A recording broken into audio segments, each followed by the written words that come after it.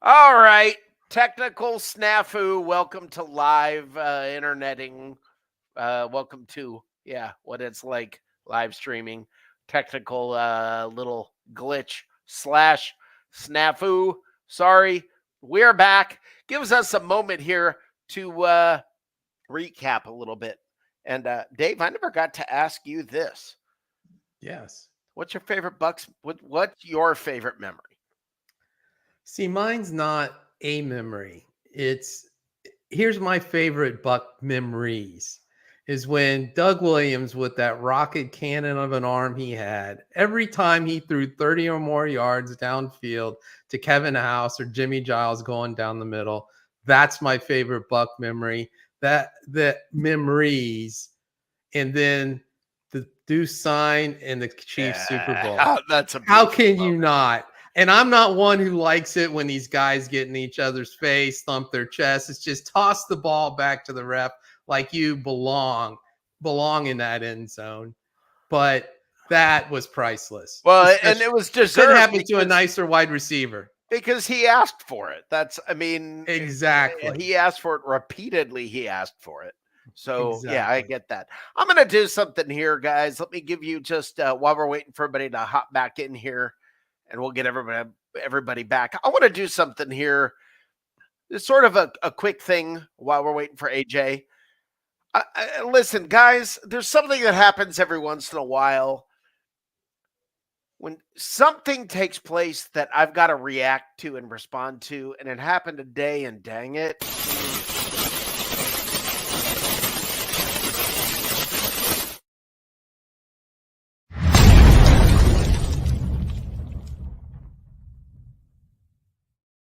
I got to talk to you about this. I got to get this off my chest. All right. I am over. Okay. This whole Reggie Bush gets his, oh, yay, Reggie finally got the Heisman back like he deserved it. Okay. Fine. If we're going to do this, let's do this. All right. You know what that means? All the athletes out there, you got receipts. You're always talking about, I know things that went on. I know I got the receipts. It's over. It's all out now. There's no consequences. Fess it up. I want to hear it. I want to hear the story of all you Division I athletes who got paid. I want to hear all the information. Let's go. Let's hear it. No more crap like you got to worry about. No more excuses. No more excuses about I'm afraid to tell you what happened because I don't want anybody to pay any punishments. We've gotten that over with. There are no punishments. Okay? There are no punishments. You can get paid. You can cheat. You can do whatever. They're not going to take anything away from you. So, coaches, Rick Pitino, the strippers, or the prostitutes, I want to hear stories. I want to hear the truth. I want to hear all the NBA stories that are out there. What's his name? Former Magic player, JJ Redick. I want to hear the stories. I want to know what happened. I'm tired of all of the we got receipts, but I can't tell you what they are. Well, now you can. So if you got them, fess up. Let's hear them. Okay, let's hear them. Reggie Bush, he gets his Heisman back. There are no consequences. There's no more excuses for you guys saying you got receipts. Let's hear them. I want the receipts. All right, that's it. I got a confession. What? In college, I got paid to play lawn darts. Dude? Oh, I didn't go to college. Here's what I'll say. Again, Reggie Bush, great player, whatever. Heisman Trophy. Personally, and people will probably roll their eyes, and I'm cool with that. I don't give a shit. The Heisman Trophy lost its luster years, if not decades ago. The cancellation of Reggie because of what happened. First of all, we know it's reported. Again, there's what's reported, and there's all the truth. I'm not saying Reggie was innocent. I'm not saying he wasn't. Here's where I'm at. seems like a lot of houses go through this good on an ESPN commercial, bro. I just want I want to hear it. I want to hear it now. Well, All these guys they've always keep saying, "Yeah, I got receipts." I just want to know I got receipts. Well, you keep saying you got them. Let's go. Does Bobby Bowden get his wins reinstated now for? Yes, this is my point. Does SMU undo the death penalty that they've already came back? Dude, you realize SMU is a zombie football team, right? Because they got the death penalty. This is my point. This is exactly why I've got the. What was it, the Ron Meyer days with Craig James and Eric Dickerson? Let's go. Let's go. They pulled the pin on the grenade. Let's do this. But we're here to celebrate. Absolutely. I just had to get that off my chest. Well, no. Hey, I'm with you. I think it's ridiculous. I think it's ridiculous both ways. First of all, do we really think in the year that Reggie Bush got the violation for that he was like the only player, the only of course not stuff? Dude, they built a dealership next to Alabama so they could get the cars to the players quicker for crying out loud. So, I guess my point is we all know that people step up to the line and over it, and on everything, including sports. If there's money involved, or pride or ego, it just magnifies that. Here's what I will say. Hey, ESPN, let me film a commercial for the Heisman House.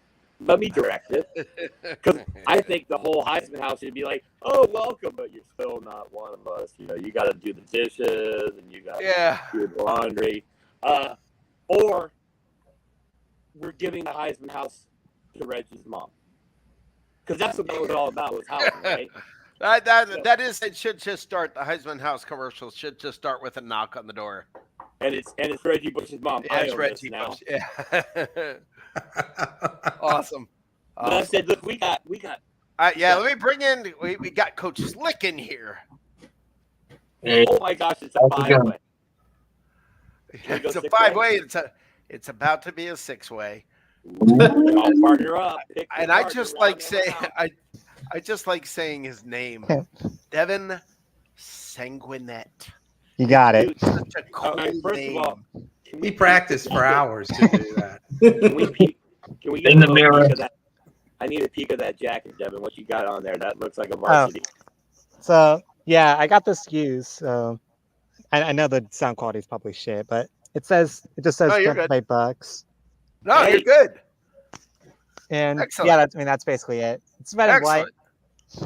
I had was a pin. I came running in from work, literally. It makes up for this entirely blank room, just because I'm in a sound room at my college, because my room is a mess and has the worst lighting apparently I've ever seen. No, JT holds that honor. JT holds the honor for the worst lighting. And by the way, JT, you happen to be tuning back in. Thanks for even ending the previous broadcast. That was awfully cool. You know you can back out without hitting end screen. You hit leave studio, but we'll talk about that later. Before I jump off here and hand over the reins to arguably the 5 best looking guys on the screen right now, considering I'm a picture. I want to give a big shout out to Coach Slick and everything he's doing over in the United Kingdom to promote the game of American football that we all know and love. Also, the fact that 99.999% chance that what he's drinking right now have some form of proof or alcohol in it. But below him, I also want to point out to the man. We like to say, or at least when I see him, I like to say, get a load of those 24-inch pythons, brother. We got AJ Turner rocking more hardcore man meat than all of us combined here. And Evan, the Cannon Crunch blog, check it out. Go to his Twitter, X, whatever page, X Twitter. Check out Cannon Crunch, and once you get done clicking on every one of those and opening up every damn article, if you don't do it, you're a jerk. Then you can also find his content that I just steal straight from him and put it on Bucks Report. That said, we've got 3 content creators, and then we got Rick and Dave, who are arguably legendary show hosts amongst Bucks Report. If you don't know what we're talking about, What's Cooking in the South is just one example. We can show you highlights of that down the day. That's kind of what got people like Slick involved with us. But just so you know, we got Slick and AJ hosted the pre and post game shows every Buccaneer game day. We got Devin putting out more content than, I don't know, most high school cheerleaders put out around prom voting time. And then we got me, who just, I'm just here, an inanimate object. That said, Dave, we're sending over a 23andMe thing to you about you and JT, because I'm pretty sure. And happy birthday to the city of Tampa by getting the Buccaneers 50 years ago today. Bravo. Team started playing 2 years later, but raise your glasses. Well, the team didn't really start playing about 4 years later, but well, okay, the team wrapped up 2 years after that. Yeah, I was gonna say, when did we start playing football? Well, I mean, honestly, 79. Right. And then we stopped again for a decade and a half. Yep. But I'll be back on a little bit later when we calm down a little bit, give you some of my stories that include me being a 7-year-old child having his Buccaneers bobblehead broke at the game, and how I exacted my revenge on my father and his friends for doing so. So we'll get to that. That's a real good one. Big shout out to everybody who's been involved tonight. We're still chasing down Ashley EMT. She might be confused clicking on the other link, thinking, "Hey, what happened?" But we're working to get her on the show. Shout out to Rick for putting this all together, and Dave for spending time. And actually, shout out to you for putting this all together, dude. I came up with the idea, but you put this all together. Yeah, I don't take credit, man. I just take lives. Happy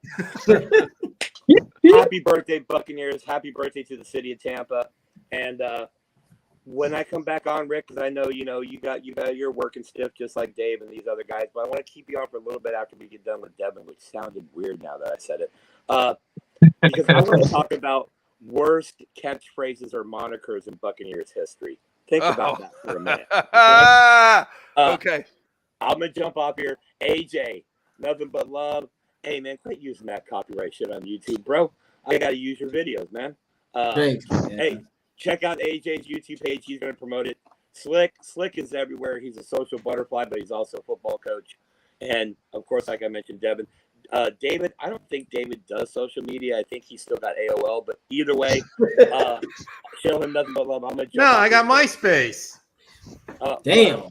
Hey, is that MySpace or your safe space? So I better be on your 5 best friends. You know how that shit goes. Yeah, I remember that. Yeah. That was hilarious. I guarantee you, when you go to his MySpace profile, it's Fleetwood Mac playing, and that's all I got to say about it. Hey! Yeah, I was going to say, David, is this any different than Skype? Yeah, there you go. What's wrong with Fleetwood Mac? So, let me do this real quick.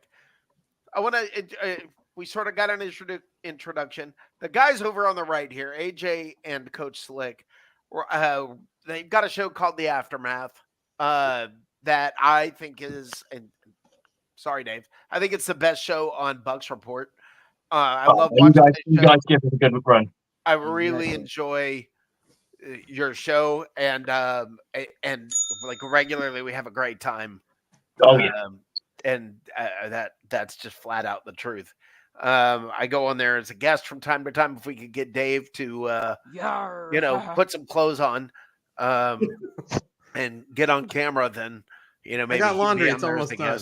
So that would be good. But so I want to add, let's do this real quick before we get to you, Coach and AJ, because we're making Devin sit here forever and he's already jumped through hoops. I've been waiting here for so goddamn long.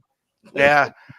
Devin, talk to us real quick. You're going to be the last one. I'm sort of going to take the lead on them. Then AJ and Slick get to run it from there.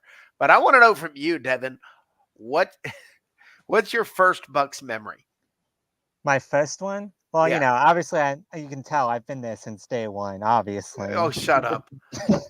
Yeah, not to insult you even further, but my parents weren't even alive when the Bucs came into existence. You're that young? Damn. Yeah. Wow.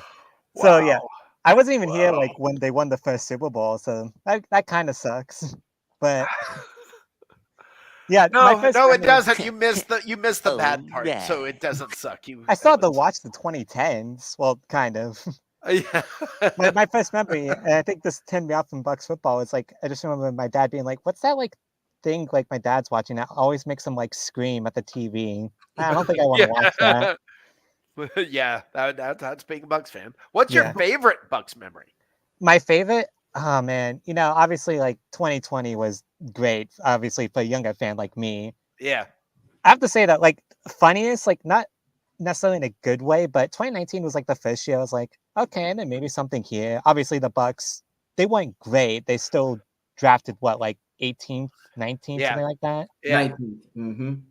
But it was like they were putting something together. But like I just remember like seeing like the 30 for 30 graphic for Jameis, and I was like, even I knew, I was like, that seems bad. How did that happen? Because I think it was also like the thing was like he led the league in touchdowns and interceptions, which is just incredible. Made for exciting games. That's Yeah. a You never lot, knew which team he was throwing to. a lot of touchdowns, and that's a lot of interceptions. Check The way Still I a lot of described it- touchdowns. What, dude? I check said your still a lot sheet, of 30 for touchdowns. 30. Check your sheet. Yeah, Check your check sheet. your sheet. So that's what I said is it was like dating a crazy girl where some days it's fantastic and some days the cops end up in the driveway. That's what Yeah. it was like with him. I swear to God, there was like multiple games I watched that year where the first snap of the game was him throwing a pick. I think that was the Panthers and His first game ever. That Yes, was that's First true. game ever. I was there. It was Winston and Mariota Mariota, playing. we were Yeah. there in the cheap seats. Yep, sitting right in front of us. yeah, I remember in 2019 there was definitely like a Panthers or Falcons game where the first snap of the game it was an interception. I was like, Yeah. okay, that's how it's gonna be. His first pass was a pick six. Why waste time? But yeah, Get out of the way. yeah. But I guess it's better to do it first than like at the end. Wasn't his first and last pass as a Yeah, Buccaneers no, I was pitcher? going to say he did it at the end too. Yep. Yeah. Talk about Yeah. hey, look, say what you want. Jameis Winston is the most consistent quarterback in Buccaneers history. You're not wrong. Can't argue with that now, can you? But No. like actual favorite, I mean, Yeah. you already mentioned it, but the peace sign to Tyreek Hill, Yeah. that's up there. It's such a So satisfying. mild Yeah. display, Iconic. but it says so much. I still remember Yeah. those fucking announcers like, oh, you can't do that. It's like, shut up. Yes, Yeah. we can. It's Yeah, 31 well, to I mean, 9. You know what he's telling him is that's our second one. That's number 2, buddy. And and he did it. This is what I Yeah, think he is did so it funny. while he was playing in the midst of a play, which in my opinion is even worse than doing after a play. Right. So why Yeah. are there no flags on that? Yeah, because And that's my question: is why do you throw it on Winfield, but you don't throw it on him when he does it? Because yeah, Tyreek's that so fast, 200-yard game, he was like 10 yards away from the end zone when he threw those Yeah. peace signs up. He's done it time and time again. Yeah. I mean, through his whole Rick, career. you know why popular players get more Yeah. special treatment because Winfield was a Rookie. rookie. Yeah, So, yeah. Unfortunately, you got to earn Yeah. your stripes. Sometimes they say, or they just have to like you. Well, Stick, you Yeah. just said it. And- Well, All I Tyreek can Hill tell you- also asked for it. all I can Yeah. say is I like you. And, I like you. And look, Yeah. listen, I don't even have a problem with Hill doing it. Like, obviously, he went for 200 yards. He could do that shit. Like, I've got a problem with him doing it. Yeah, You know, I know. I love. Here's the old guy talking. You ready? All right. Back in my day, they used to say, when you score a touchdown, act like you've been there before. Yeah, I You know, belong I in mean, the end that's- zone. Just toss it to the ref, go Right. back and get the next one. Right. Yeah, to me, it's Barry just like- Sanders did it. it's A just lot me, of like, great it's players like, did it. it's something small. And like I said, like, there is sometimes it's like 200 yards. I feel like you can kind of do that sort of shit. So it's like, But taunting Wasn't is that their taunting. only 200 yards though? Yeah, that was all 200 yards that the entire team had for the game. And didn't Patrick Mahomes have like negative 195 the other way? Well, he had a lot of yards rushing behind the line of scrimmage. So he had running for his goddamn life. yeah. But like, yeah, that's Are the just me, Bucs though. still the only team for the Mahomes doesn't have a touchdown in the game? Yeah. In No, the I think playoffs? there was a That's game still- this year. I think there was a game this year. There was this year because I think at there that was. point in time they were the only defense to have kept Yeah, I might be Patrick wrong. Mahomes out of the end zone. I might be wrong. It was late in the fourth quarter, and I remember saying, I don't want him to score. I don't want him to score a touchdown. I don't want him to score a Yeah. touchdown. I think it- maybe that last Raiders game of last year, Yeah. they might not have. The Christmas Yeah. one. I don't think you scored on that. I don't think you scored a touchdown on that one. Which one? The Christmas one. Okay, yeah, that's what it was. That was a that, present for all of us. Because my friend Yeah. who's a Raiders fan goes on about it every time we're in the car driving to practice that Raiders game. And I'm like, no one gives a shit, dude. We must move the fuck on. in fairness, if the Bucs did that to the Saints, Yeah, there would be no way. yeah. And the beautiful part is we did it to both the Raiders and the Chiefs. So Yeah, exactly.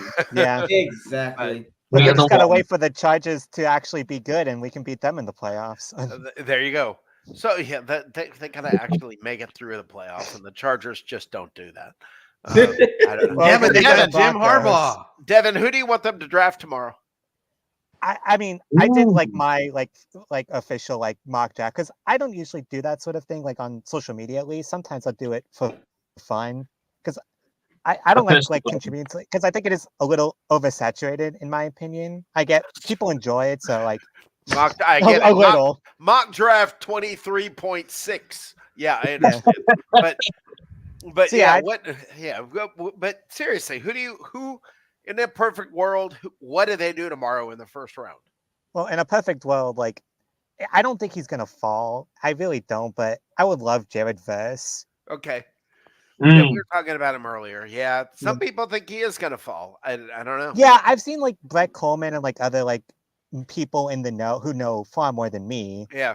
who are like, yeah, no, Jared Verse or Latu, I know was projected early to fall to the Bucs, but that seems to have just died completely. I don't know what's happened Yeah. there. I think it depends on the Raiders. I think the Raiders are the key to the whole thing for us tomorrow. It's like Whether they go Raiders and for a like quarterback or not. Ooh. also I've seen like some people say the Saints might like pass on tackle to go edge rusher, so Yeah. that the question there. Raiders would be interesting. We don't know I what to expect out of the Saints at this point. I mean, Yeah, they're exactly. Shit, Yeah. they can't even afford to pick up somebody. right. Yeah. We've is had- We Carr could be still able the to can't play quarterback? team. What, dude? Is David Carr still the quarterback in New Orleans? Yeah, it's not- Who is the quarterback? Fine quarterback, like Uh, 'Cause I was gonna say, he's starting still the Pro quarterback. Bowl. What type of quarterback are we looking at? If here? if the eyeliner guy's Overpaid. quarterback, and Dennis Allen's the coach, we know exactly what to expect from the Saints. yeah. Yeah. Exactly. I'm not. I think the Saints are done. The Falcons are the team that we gotta keep an eye on. Hey, Sean Agreed. Payton's working his magic in Denver. Hey, Who's gonna stop that QB room? hey, I do want to do a little special shout out. It's a couple days old, but worth mentioning. Special shout out to the Pittsburgh Steelers organization for celebrating Earth Day by recycling 2 broke ass quarterbacks. That's just mean, but good God, damn. That's hilarious. Just having the two. That's like, Honestly, shocked they didn't trade for Zach Wilson at that point. Why not? I actually don't think Fields. I'd be more interested in seeing him than Russell Wilson. So Yeah, but At that's this not the point, steal yeah. away. you Yeah. know what you're going to get out of Russell. I don't Russell- know, man. I remember crap. What's his name, guys? Old guys. The Terry Bradshaw, no, the fun Steeler quarterback. The Ben Roethlisberger, Ben Roethlisberger. Ben Rafelisberger. Tommy Maddox, Cordell Stewart. I had that. Cordell Stewart slash. Oh, Gordon. Oh yeah, Slash. Oh, that was my 18th guess. Thanks. He's the Hey, guy hey. who wasn't he the first kind of when that kind All of the first Steelers quarterbacks. wild card. I mean, sometimes he was going out for a pass. Sometimes he was the quarterback. No, that's Randall L. You're thinking of Randall L. No. No, Cordell did the same thing. He was Slash. But Oh, yeah. shout. Hey, I'm gonna take. Watch me take a slight dig over here at AJ and Coach Slip. Yeah, Cordell Stewart. He would have transferred out of Colorado if Dion was coach. Just throwing that out there, buddy. But They all transfer, baby. They all transfer. Hey, Cordell Exactly. Stewart in college was legit. Cordell Stewart with Pittsburgh, hard place to play quarterback at when you're not traditionally, run the ball up the middle and do play action like Steeler fans and Steel Curtain fans were all about. But I have to ask Devin. I know you sent me and we posted, or I should say we posted the totally official Devin mock draft. And let me ask you, we heard the ideal guy. Is it? And this is directed at Devin, but kind of like raise of hands. Would anybody have a problem with the Buccaneers trading out of the first round? Oh no, I have no. Not at all. No, It depends on who's there. Yeah, I'm down. Depends It on depends on why, what you're trading yeah. away from. If there's nothing to trade, if there's nothing there, then yeah, of course. Like I would If be you've fine got a even. guy that like Powers Jackson there, then yeah, I would be a bit more bothered by it. But I here's the won't be thing, like bothered. I honestly wouldn't be bothered even if it was Jackson. If it's one of the top 3 edge rushers though, like you do not trade back in that scenario.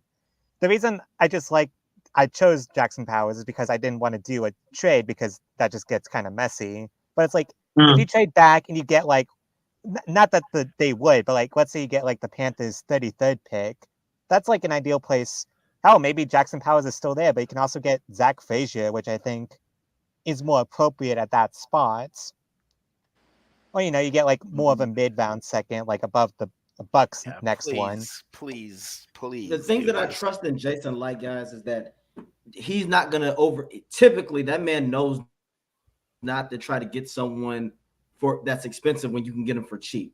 I'm with Rick on this. Go sometimes if something's not there, hell, get more picks in the later rounds. For all we know, trading back could be a blessing in disguise. Good Lord, you can get that guy that you thought was like, wow, he's still here. That extra second round pick usually is the charm, or that extra third round pick. It's always that extra pick, especially for the Bucs. That's like, oh damn, we got that guy for this. So I don't know. We got that extra third round pick, and we got what's his name, the kicker. And we used it to trade up to get a kicker. Oh yeah, yeah. I think Jason Light has learned from his mistakes. God, I hope so. I think I really do. If we Roberto Aguayo. Yeah, because look, the Bucs ain't gonna be picking till damn near Friday morning anyway. So like we don't know what's gonna happen. But again, the draft is a fickle place.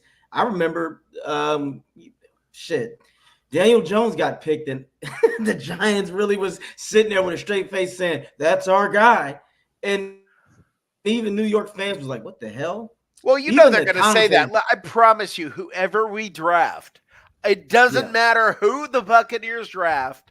I promise you, tomorrow night you're going to see come out of the war room, sit down at the podium. You're going to have Jason Light sit there and Todd Bowles sit there with him, and this is the guy we wanted all along.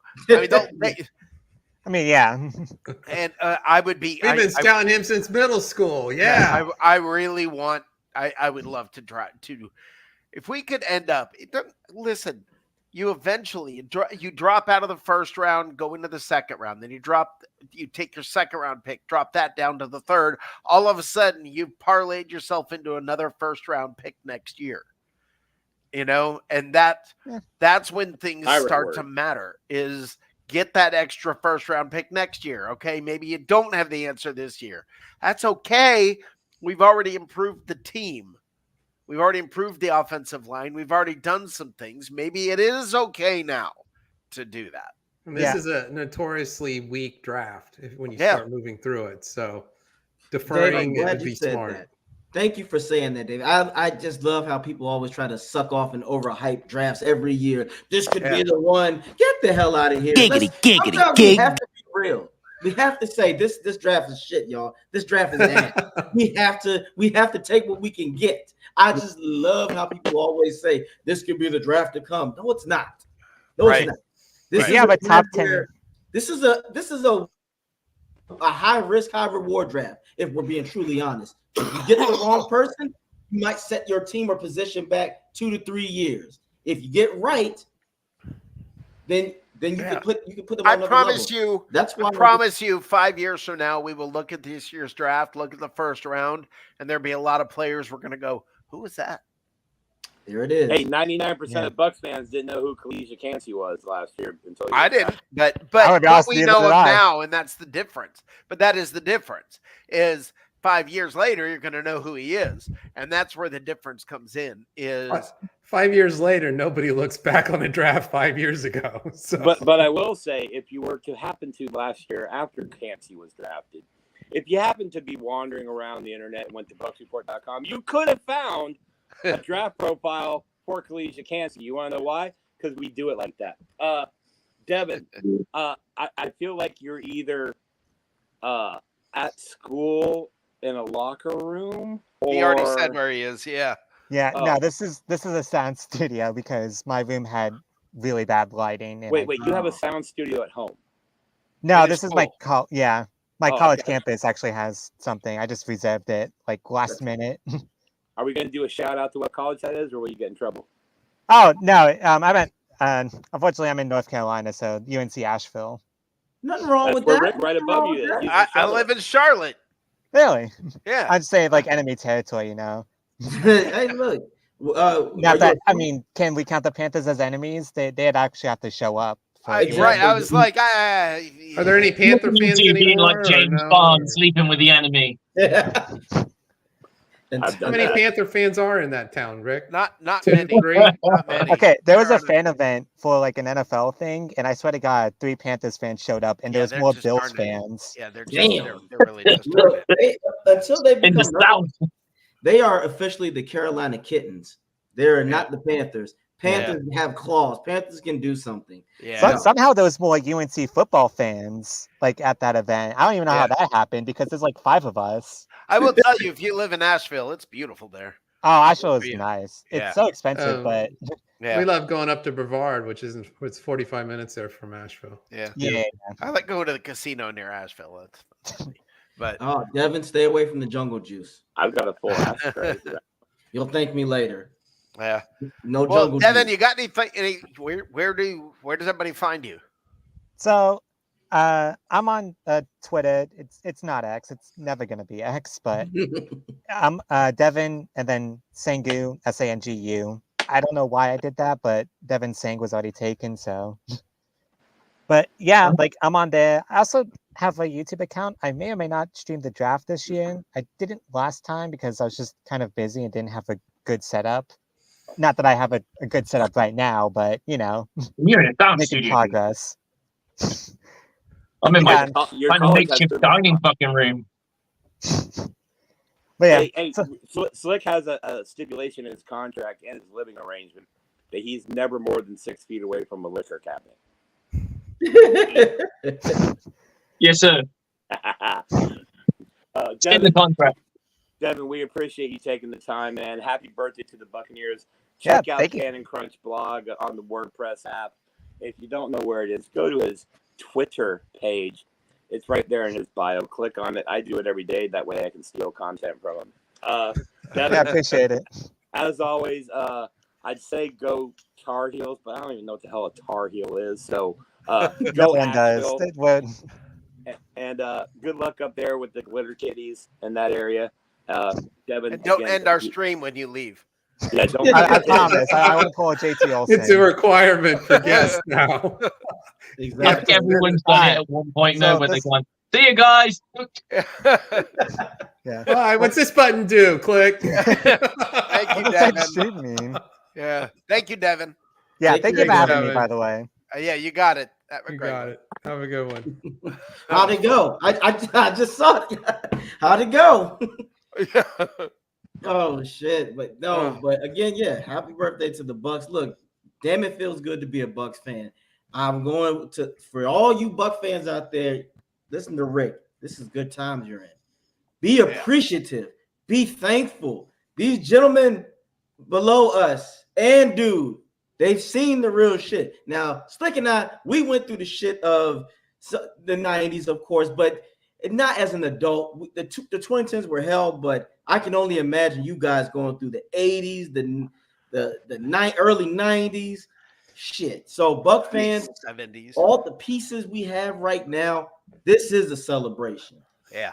Be thankful. We are in the good times. In another 5 to 10 years, no matter what, you could say at least I lived in a time where the Bucks were relevant. Yeah. This team has got respect, and we got Hall of Fame caliber players.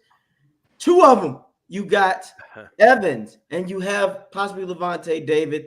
And for now, just think in the 90s, it was Sapp and Brooks. And look at it now. We got Sapp, Brooks, Rondé, Lynch in the Hall of Fame. We could be on to something real good here. So Yeah. that's all I got to say. I just want to be very positive because I'm happy at this point. How the hell Before did the season starts, will I bitch later? Absolutely. If I don't see any, if I don't see enough crossing routes, if I don't see man jamming coverage, I will play. Bootleg on every fucking play. He's done. We won. I'm We fucking won by done with this shit. yeah. We won by 23. Yeah, but there weren't enough crossing routes. Damn right. That crossing route could have got Should've won That's by my more. favorite thing. Is I remember once we did beat a team by fucking double digits, and he sat there like, "Yeah, but I think if we ran some more crossing rounds, we would have fucking scored 40." And I'm like, "For fuck's sake, dude." Look, I am a perfectionist. He's Look, never satisfied. That's the beauty of AJ Chenop. He is just never satisfied. That's why he's in the gym. He's getting that juice in. right. I have Bucks body dysmorphia. Like they have body dysmorphia. I have Bucks scoring Bucks dysmorphia. dysmorphia. I'll be like shit. But Rick will They say got something in four hindsight, like, sacks. dude. No. Rick will be like, you're gonna forget about that fucking game in 3 weeks if they win. And usually that's what happens. Well, that is what happens. Yeah, the At same end of the game, you're like fireballs, and I'm like, oh come on, we're Like it ain't gonna fine. happen. Then he Yeah. wins. I go, never Saints mind. game. I apologize. I remember last year, AJ went on a bit of a Yeah. the Saints game, and you just turned around to me and went, "Who's gonna fucking care about the Saints game if we win next week?" Right. And then we won again. We won, and we didn't win convincingly at all. But we win the game. And you say, "Do you care about that Saints game?" No. Doesn't There we go. I did not care at AJ's all. here for I the here actually and now, forgot about though. the shit. I was like, it is what it is. Because then we go and AJ's kick here. the Eagles' ass, and then that really made me go, yeah. Oh, that was I was beautiful. tripping on That that. was the That icing Saints on the game. cake. What'd you say, dude? Yeah, at that I was gonna say AJ's for the here and now. He don't give a shit about tomorrow. pretty much. With the hey, Yeah. with that Definitely said, don't worry about fucking yesterday. with that Look, said, because we are I chasing- am Go ahead. I am Go ahead, fucking go ahead. Apollo Creed. There is no tomorrow. There is no tomorrow. That is exactly my motto. There is no tomorrow. There Run is. crossing look, routes. man, And There Rick is running through a field going, "The hills are alive with the sound of music." No, I'm Oh. seriously. I'm like, these are good times to be a Bucks fan. What? It is. Why are we talking about firing the coach? So we lost a game. Oh well, I mean, we're winning the division. And we made noise. Hey, should we put that winning in parentheses, like air quotes? We're winning the division. Winning. Man, we might look if they want to keep sleeping on these Bucks. That I think the Bucks play their best game when people sleep on them. It's been that way. I like it because they still got the Saints and the Falcons ahead of us. I say, go ahead, by all means. I want you guys to believe in Kirk Cousins, the same guy who had Justin Jefferson in fucking Minnesota, who chokes every time, the same guy who's been robbing teams left and right. Shout out to his agent. I need his agent to talk to my boss when it comes to working, because for whatever reason, he gets what he wants. I want to get a you like that on the job one day, guys. I want to be able to negotiate my salary the way Kirk Cousins does, because damn, he always walking away with the bag. That man that ran off. All right. As you said earlier, AJ, damn, it feels good to be a gangsta like Kirky Cobain's. Yep, damn, it feels good to be a Bucs fan. That's what we need to remix. Damn, it feels good to be a Bucs fan, because we are here in this draft. I feel like it's going to only solidify us even more. Look, depending on how this draft go, I'm going to give y'all my predicament on the record we're going to have. Predicament? Oh, I'm not going there yet. I'm not Prediction, going to the record. prediction, yet. not predicament. I Prediction. don't even know the schedule yet. I'm going to wait and see. I Hey, know we dude, played you a wanted to podcast. ask us before it pretty soon it's going to be time. For Oh me. yeah. Before you guys get off here, and we've got two different generations of Bucs fans on screen. Where else are you gonna find that? Well, probably like 10 other places, but whatever. Let's talk about these slogans and team monikers and stuff. Some really bad ones, and some that are synonymous with losing. Of course, there's the Buccaneers. There's the Tampa Bay Yucks, but I'm more talking about wreak havoc, and it's a Bucs slide. Hey, Bucs fans, stop it! No, with the paper on your nose. Okay, Seize the day. The PR department for the Buccaneers has flourished in the last 4 or 5 years. Call it the Brady factor. But wreak havoc, white Bucs fan or Buccaneers organization, a good portion of your fan base is illiterate, and you're trying to make them spell reek. Okay? And as far as it's a Bucs life, that saying was never like, it's a Bucs life, yay, I'm happy, let's drink a pint of ale. It was, oh, they screwed the game up in the last minute. Well, it's a Bucs life. That's what that moniker. Yeah, it became a negative after a while, didn't it? Well, that to me, it came from Bug's life. So, I mean, to me, it was like, yeah, that's my least favorite. I hated It's a Bucs life. It's just like that's not good. Or how about yo ho ho, we're the Buccaneers. Now wait a minute. The next sentence you can rhyme very distastefully. What rhymes with Buccaneers and starts with a Q. I guess my point is. Oh right, no! Oh Lord! Read between the lines. I did. We were in pastel. Hey, we were in pastel orange with a winking pirate. Just throwing that out there. But this is the beauty of being a Bucs fan.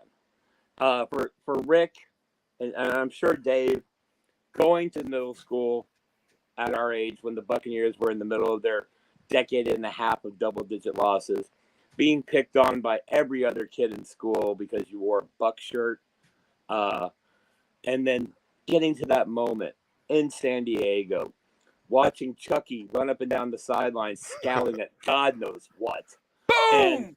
And seeing Derek Brooks take not one, or I should say the Bucs defense taking not one, but a handful, basically, of interceptions back to the house, knowing they were going to be world champions. Yeah. Everything that happened prior to that became a scab. Yeah. And eventually a scar. The problem for people like me and Rick is, like Rick mentioned earlier, 31-9, we're beating the crap out of the Kansas City Chiefs, and in the back of your mind, you're like, this could go south real fast. How are you gonna screw this up? Then our buddy Antoine throws up the deuces and gets called. You're like, there it is. There's the beginning of the unraveling. But with all that said, we made it. And so Buccaneers, thank you for beefing up your promotion staff, because recabbing it's the Bucs life is not cutting it. Okay, fire the cannons, raise the flags. Totally makes sense. Sounds positive. Way Sounds better. like a battle cry. Wreak havoc, dude. The only thing that was reeking during the wreak havoc days was the MRSA coming off the floor in the lounge. That was terrible.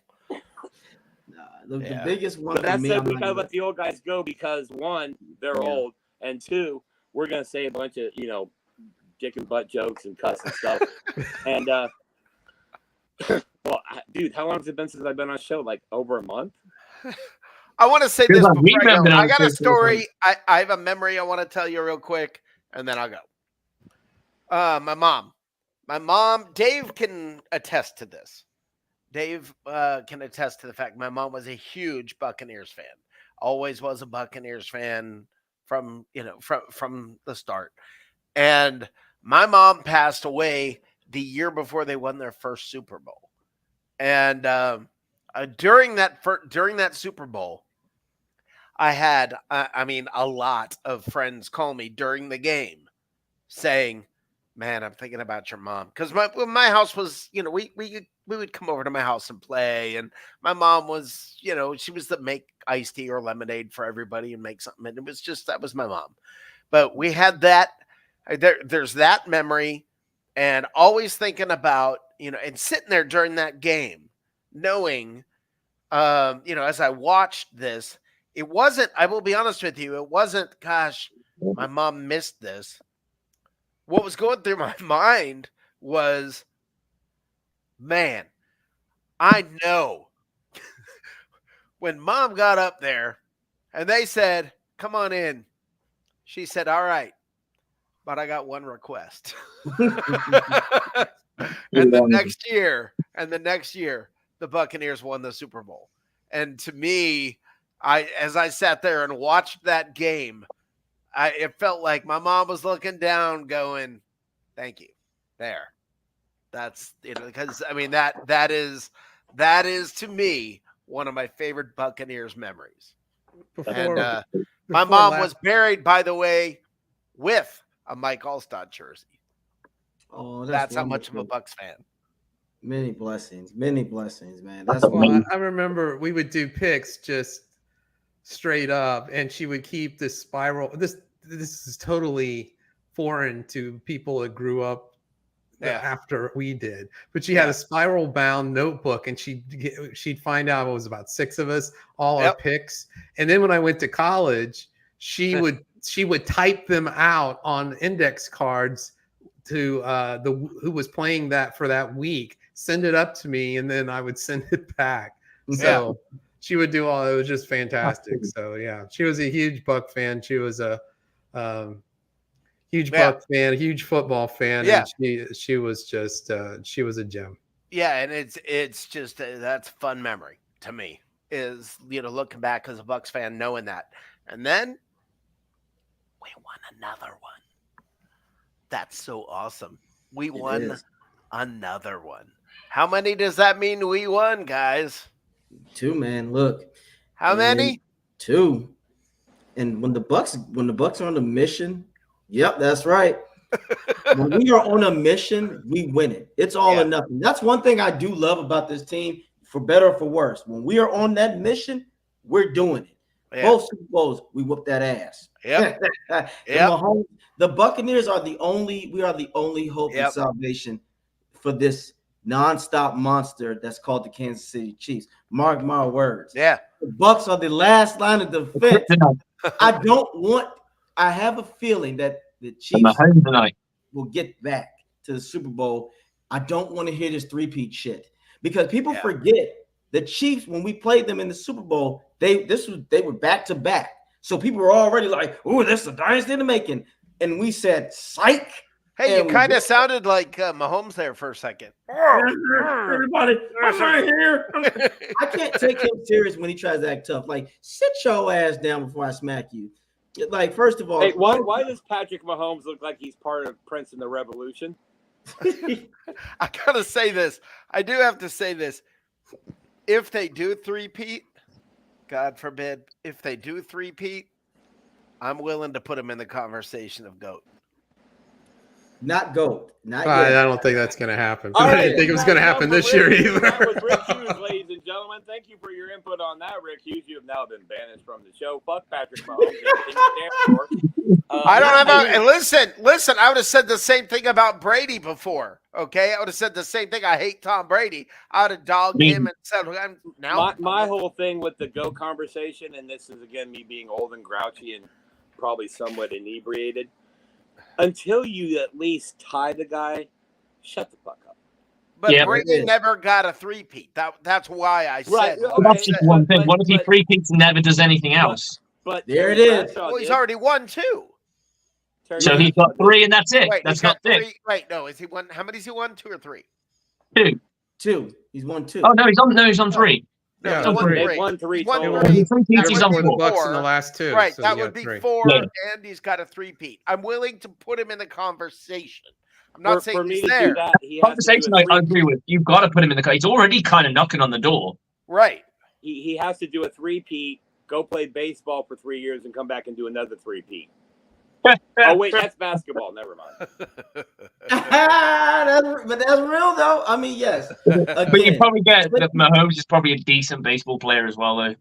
Well, his dad played pro. He was an MLB player. Exactly. I know his brother can handle balls. Yeah, well, his brother just can't keep his hands to himself, regardless. So that he is like the Diddy of his. Exactly. He's just, right. Look. Are we on Facebook? No. He's got diddly hands. Yeah. There we are. No, we're not. No, we're not. Not the second. No, we're not. But I agree with what Slick says, because even if he gets to 3P, what if after this nothing? Falls off a cliff. But it can happen. We laugh, but shit like that does happen. No, I get it. You know If what? Andy Reid retires, that's Andy another Reid one and coming. Kelsey just go, fuck it, I'm done. Yeah. We've done Right, it. I'm done. Yeah, And now you don't know what's going to happen. Yeah, and I he agree could- with yeah, you. I'm willing. Then he's gonna go eat those cheeseburgers and nuggies all the time. No, then he'll come to Tampa and become the Bucs quarterback. And I'm then you willing guys to will- start a GoFundMe account to get him a helicopter ride in Los Angeles. There you go. Oh, all right. Oh, I'm out. There's my signal. Hey, what's this end stream button do? I'll go out. Yeah, Hey, you- exactly. Don't be that way, fellas. Don't be that way. Look, the Bucs look tomorrow, and this is what I'm gonna do. Maybe if you want, guys, hey, depending on, like I know I'm gonna be on my TikTok live. If y'all want to follow me from there, I'm gonna be looking at the draft as well, staying on as long as possible to And see in what the we get. USA, But Hey, I'm that's gonna- illegal now. I want not yet. We but will I see. want- I actually have plans for a bottle of Bullet tomorrow, and I'm eating a not sure. pound of bacon for the draft. Yeah. I'm Oh not sure. God. But maybe a God. Twitter Spaces or something like that. Who You knows? see, I'm not as talented as Slick. I can't stay coherent when I'm. Look, hey, real quick. No, I'm sure Rick can find it, but I'm we just do English. have It sounds more reserved. we What? do have a show where Rick got hammered on the show, Oh yeah, boy did and I! it's amazing. It was awesome. I was. It Didn't went need from that. to I believe that. You sounded like the guy. We said it in advance. We did it. We actually set out in advance and said, "All right, here's my bottle. Yeah, here's the bottle." And by the end of the show, I don't know what's about to happen. And then everybody kept talking to try to keep me from embarrassing myself, and they wouldn't let me say, "All right, I'm done, guys." And they just kept going, and I was like, "Oh my god, it wouldn't." And I'm backstage going, drink, Yeah. drink. Trying to make it worse. It was awesome. It was fun. Oh shit! That was a fun night. His name was Sick Hughes that day. I purposely. Hey. We set out. We said, "All right, here we go." Look, we all gonna get fucked up if the Bucks win the Super Bowl for this season. We all get online and we're taking a shot of whatever drinks you like. I'm dead serious. Let the Bucks win this Super Bowl. I will get All right, on immediately listen. after. If the Bucks win the Super Bowl, you got it. Shots. Yeah, I'm getting sure. fried. I'm gonna be like, hey, I'll get Dude. a haircut. AJ, you get drunk after every game. That's not. I know. news. It's Yeah, true. Okay. but that's my This is business. why we didn't do post game. Yeah, that's not news. This Yeah. is brought to you by Slick's Liver. Yeah. Exactly. This is the worst part because I'm like fucking all it by the time I do the post game show, it's like midnight. So I'm like, I'm going, we're a fucking good game. Yeah. Well, You and know, I want to there's ask you all this because I know Rick and you guys, y'all been on here all night. So I want to ask y'all this because this is real. Hopefully, this might keep y'all a little longer. Give me the worst Buck draft that you just did. Oh, that's easy. Worst pick? The number one Or pick. draft. When they had the number one pick in the draft, and Bo Bo Jackson was coming out, and Bo Jackson said, "Bucks, don't pick me because I won't play for you." And they picked him, and he didn't play for him. That was the worst draft. Yeah, that And is just the to be worst. clear, to bring this into modern day conversation, totally different meaning about Bo Jackson coming out then than it would mean now. Look up Booker Reese.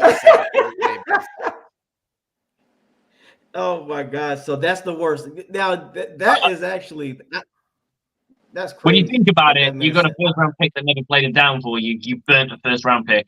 Look It up doesn't matter. Booker It doesn't Reese. matter who you draft. That's shit. That doesn't do anything. That doesn't get any sacks. That doesn't score lots of touchdowns or doesn't live up to potential. There's nothing worse than a person that does not turn up at all. Well, And told you he hold wasn't on. in the beginning. Hold on. You guys know the story about Booker Reese, right? This is fantastic.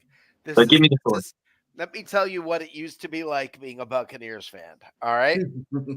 Should we bring him up front and center so he can tell us the story? Gather around, children. Okay, so gather round. So this happened. The Buccaneers were debating who they wanted to draft in the war room. they said that they wanted to draft Booker Reese. So what they did is they made the phone call. Now, you guys remember the old days when there was the helmet phone Yes. that guys would pick up, right? They went through this whole thing, and then they'd say who, and they'd write it down, and then they'd take up. There was so much noise in the draft that they thought that they said a different player. All right. So the Buccaneers turned in the wrong player. Okay. Now, before they had announced it, they figured out, the guys there at the draft had figured out, oh, crap, we made a mistake. Completely panicked, running up there trying to get him to, give back the pick. And they were like, no, sorry. No, this is who you turned it in. This is your pick.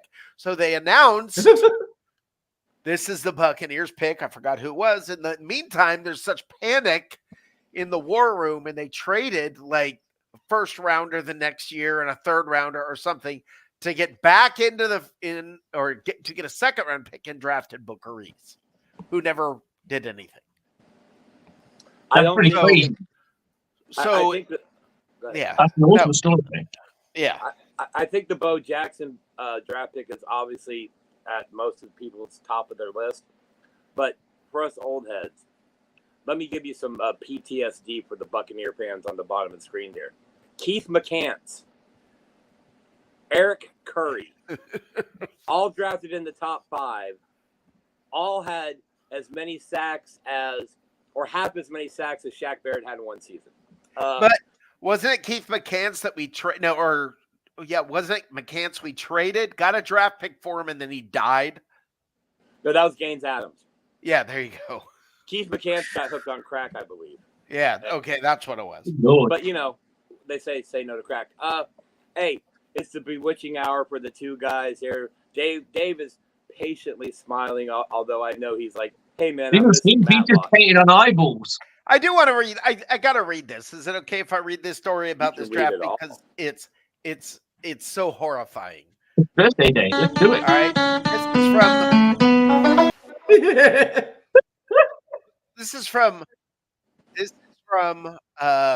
this happened 42 years ago. Okay, we're talking. It's actually first day of the draft, so let's 42 years ago tomorrow since we're doing birthdays. This is from thescore.com. You got to hear this. They called it the biggest mistake in draft history. Okay. The biggest mistake in the history of the NFL draft resulted in the selection of a damn fine professional football player. What made the error so noticeably ruinous is everything that happened afterwards. It was 1982. The Tampa Bay Buccaneers were coming off their second division championship in 3 years. An auspicious turnaround for a franchise that began play in 1976 and lost its first 26 games. Yeah, there's a book about that. Bucs had a pedigreed head coach in John McKay. They had a future Hall of Famer in Leroy Selman and a young outside linebacker bursting with potential in Hugh Green. They were primed to build a consistent winner and had the 17th pick in the first round of the draft. Then they picked the wrong player. Oh, Jesus Christ, then Bucs director of player personnel Ken Herrick told the Score in a telephone interview. That story. No, really. 42 years ago this week, Tampa Bay intended to select defensive end Booker Reese from Bethune-Cookman in the first round, only to mistakenly submit to the NFL the name of Penn State guard Sean Farrell. They're similar. Every team in the league has Every team is proven to be incapable of mastering the draft, and all 32 franchises have made a bushel full of rotten selections over the years, but only one team that actually picked the wrong dude because they turned in the wrong name. And this entire story is on thescore.com. And you guys should read it. It's hilarious. And Sean Farrell turned out to be much better than Booker Reese. The mistake actually turned out to help the Buccaneers. So it's a great story on thescore.com. Read. I'm not kidding. Read this story. It's fantastic. If we're here for the 50th birthday, this is something you ought to go back and look. If you want it's to know a Bucs life. I'm doing it now. Yes. Yeah, you want to know about worst Bucks draft? They literally are calling this the biggest draft mishap. And it triggered the worst era of Buccaneers football. Is exactly what it says. So you want the story? Dude had a fucking 10-year career. The guy that they actually selected. No, Sean Farrell. No, He was pretty good. No, he was great. It was Maurice, the guy that they wanted and then traded to get. They got rid of him after. They got rid of him after his 4th year, though. Yeah, but still. Yeah, he was terrible. Happy birthday! But 10-year career means you're pretty decent. You know what I mean? No, Sean Farrell was great. The mistake was awesome. It was a happy. What do they call it? A happy accident. But that's what my parents called me. You're not always happy, but I'm always happy. I just do it with a scowl. I do generally think we should have gone for Mike Quick, the wide receiver from NC State, because damn, a name like that just sounds fucking. Okay, I'm gonna hit the end stream button now. Hey, it's always a pleasure though having y'all up here, though, man. Dave's Thank you guys. melatonin's kicking in. Dave, it's not the same as the snooze button. It's not the same as the snooze button. What's this one do? All right, guys, have a great night. You too. Right. Go Bucks. See you later. Go Bucks. Happy birthday. Happy birthday, Bucks. Take Get care. out of here. I'll tell you this. Get out of here. I'll tell you this. The shittiest draft for me, guys, was 2016. That was a devastating draft. Would you like to know the list? Because right now, I want to vomit just thinking. All you have to say is no one's still on the team, right? No, Vernon Hargraves. Exactly. He was the best. He was the best of that. He was the best. Noah Spence. Robert Aguayo. Ryan Smith. He was the little engine that could. He was the Rudy of that draft. Caleb Benson shit. I'm sorry, Beninock. Caleb Beninock, yeah. Devontae Bond. Couldn't. And Danny Vitale. See, if I remember correctly, in that draft, like some of those guys were decent. They were just injured a lot. Like Bond was a decent linebacker. He just got injured all the fucking time. You guys want to spy on Rick real quick? Hold on, I'm checking that watch. Oh, he turned his camera off. Yeah, Rick said he ain't falling for it. Hey, now that the quote unquote non-R-rated people are off the show, you know what that means, right? It's time to fuck. Burn it down.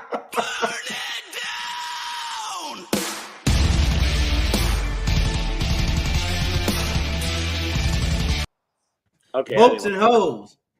But wait. But as far as the worst draft ever, I have to think the 2016 top to bottom was the worst. Although Caleb Beninock was a serviceable backup for a minute for us, but but talking about what Rick was talking about with doing the wrong thing, I've got some hidden audio from the phone call when they were panicking about turning in the wrong pick. Here it goes.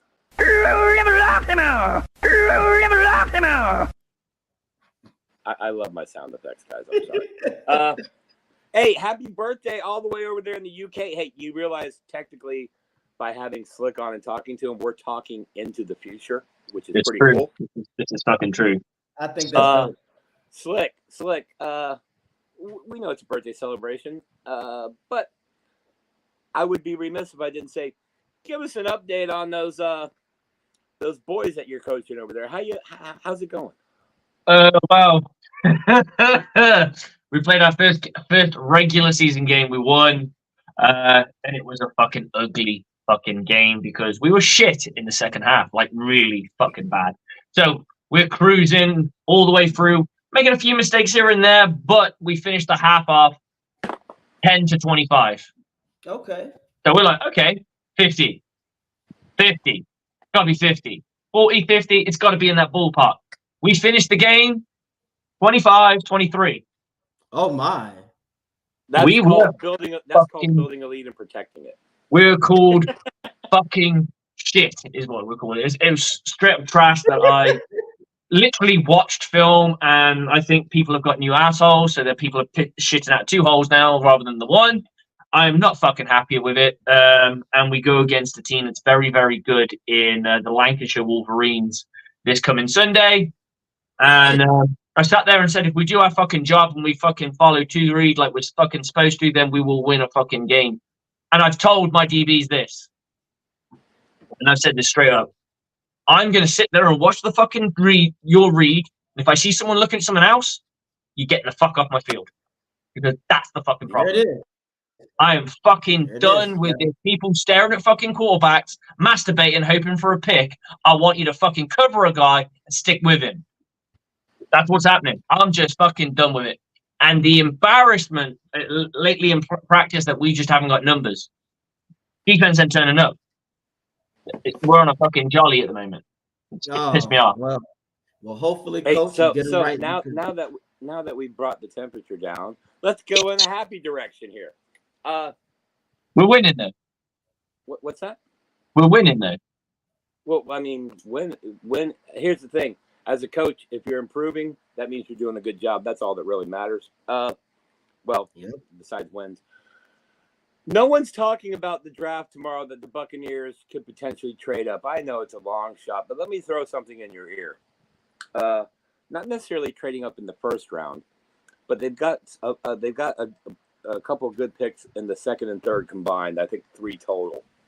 What if they were to package one of those third rounders and move up to the top of the second and package that with, wait for it, Kyle Trask?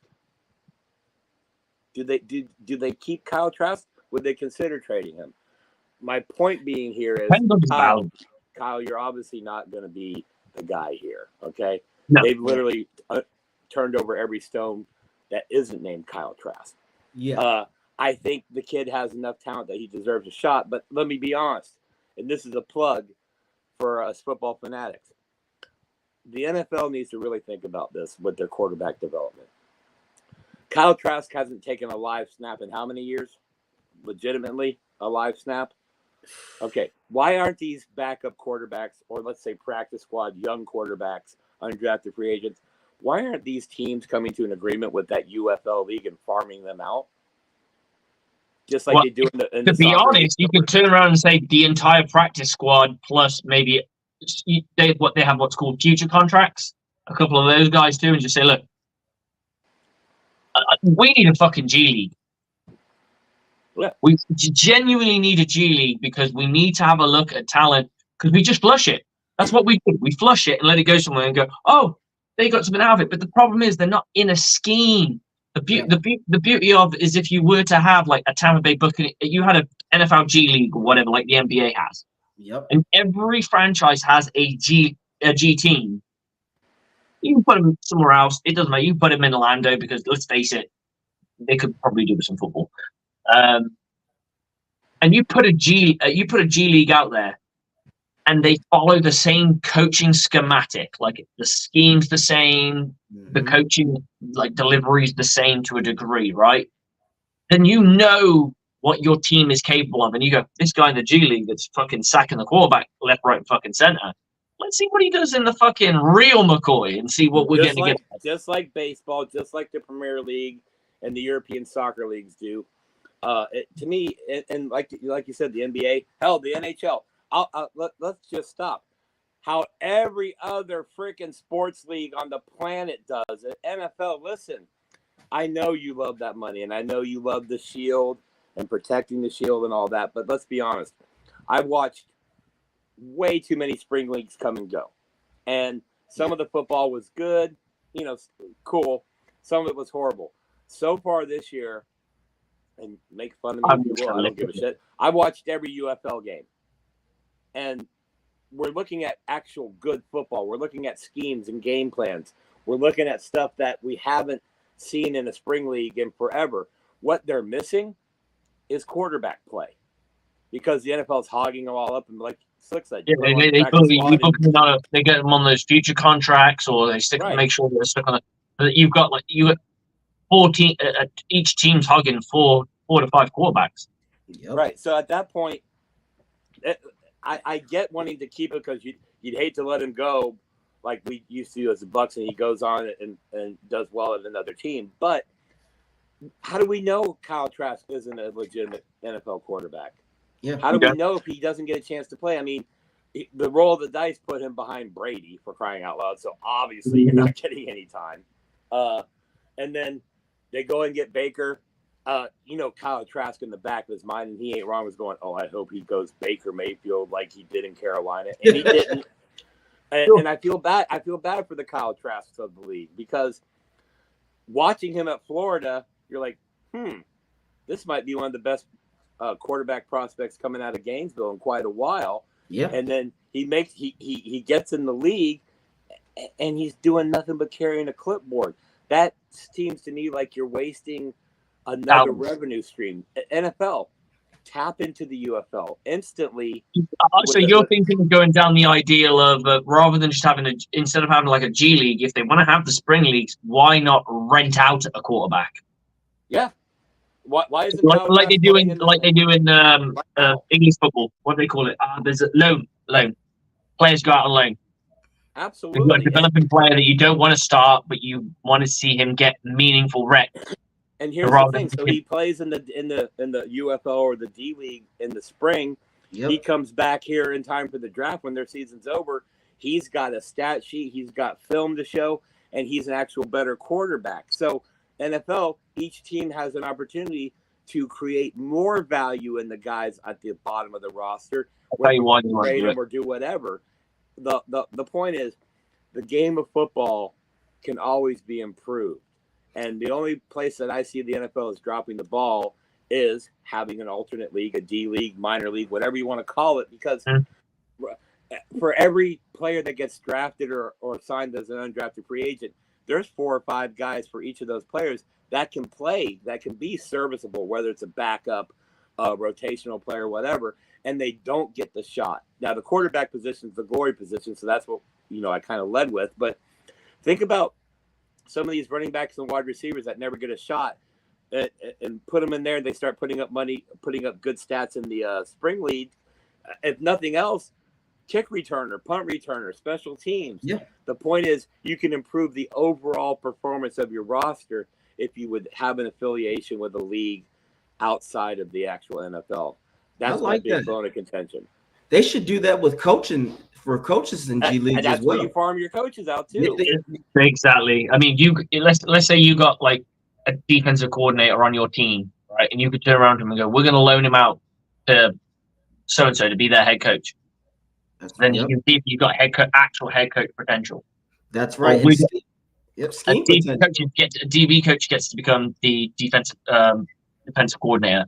So you've got a farm full of coaches, of NFL coaches, getting meaningful reps as the next thing that they want to be, right? And too often than not, we in the NFL or in pro football, we go and find a college coach that's never coached grown-ass adults. They coach kids that they're in control of. That's a big difference. There's a huge difference in the two. One of them's earning a paycheck.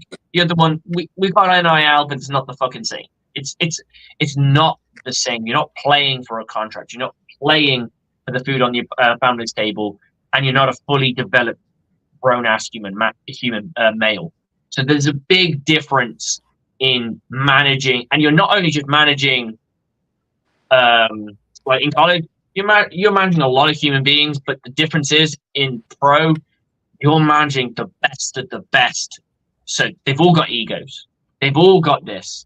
They've all got their thing, right? And it's way different to fucking. You can put a high school football player in their place if you want, especially if they haven't got an NIL deal. You can just like, dude, I'd fucking get rid of you. It's done. Mm-hmm. You ain't going to say that to a guy who's fucking potentially the cornerstone of your defense, or a guy who's up and coming that is your relief at safety. You can't do that. And I think a lot of coaches seem to come in with a college can-do attitude, and they get there and go, grown-ass goes, adult turns around, fuck off with that shit. Oh, you ain't talking. Fuck off with that shit. We saw it with fucking Urban Meyer. He went in there, goes, I'm bringing my fucking tight end, my best buddy in the world, Tim Tebow. They went, he's fucking shit. He was fucking shit. You moved the fuck up. Yeah, Exactly. he's dancing with fucking strippers because they're fucking losing. And It got again, to a fucking mess, and he tries to talk to it. We had the same thing in our own team with Graciano. Tried to tried to coach players if they were as if they were college players, and it doesn't work. You can get away with it with a couple of players in your squad that are just removed from college because they don't know no better. But right. the more you go into your pro career, so you're like I'd say more than year 2, you're gonna call bullshit on everything that they're talking. It's fucking bullshit. Yeah, you're gonna be like that shit don't work up here, man. Like that shit's Free agents ain't not interested in the college coach because they're like, "What are you gonna do for me?" And they're like, "I don't know how to deal with a grown ass adult that's asking me for money." yes, or telling me something that actually works, because that is another thing that you just said. Coaching can also open the eyes for their staff. Mm-hmm. Oh shit, this guy knows what he's talking about. Crossing routes will work for this. Let me see what Coach AJ has to say. He's my boy AJ. Yes, he's like, he might we know actually something here. We actually played against a team with a lot of crossing routes, and they pissed me off. I'm just saying, yes, because it works though. But like you said, a G League for football would be phenomenal, because one, that also would get your fan base going, like, damn, they're actually looking out for these people, and it keeps eyes open. Like, oh wow, look at this guy here, look at this guy there. Here's the thing, AJ, and I'll just sorry to cut you off, but the beauty of a G League, in my opinion, is okay. You got the Tampa Bay Buccaneers. That's your team, right? And then you'll have, let's go with the Tampa Bay Pirates, or the Tampa Bay Mutineers, or something of the pirate line.